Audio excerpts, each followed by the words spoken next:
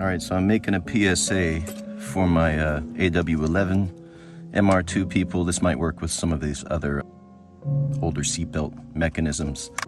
I let it get too wound in, and now it's stuck. I had to study it a little bit because I couldn't find an answer. My fix to this was to drill 2 little holes right here. This little black piece that's here is a locking mechanism, and there's a little thicker part. It's right here. That's like kind of the lengthening reset.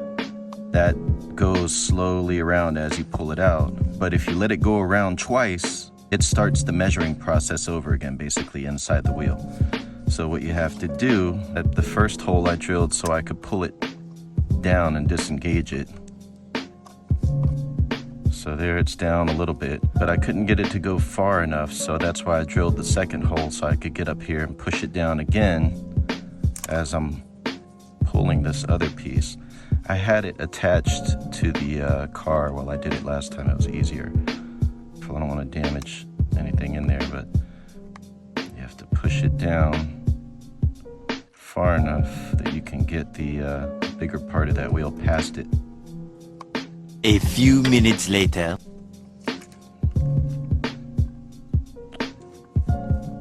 Okay, there it is.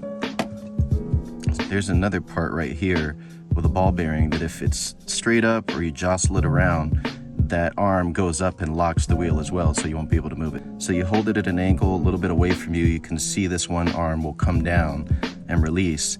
And now that the thicker part of this wheel is past that black stopper, I can pull it out and you'll see it move around a little bit. And I'll hold it with my finger here to stop it so I can pull it all the way out. So get the angle right, there it is. See how it goes up? And once you get it past that locking mechanism, you can unwind the entire seatbelt.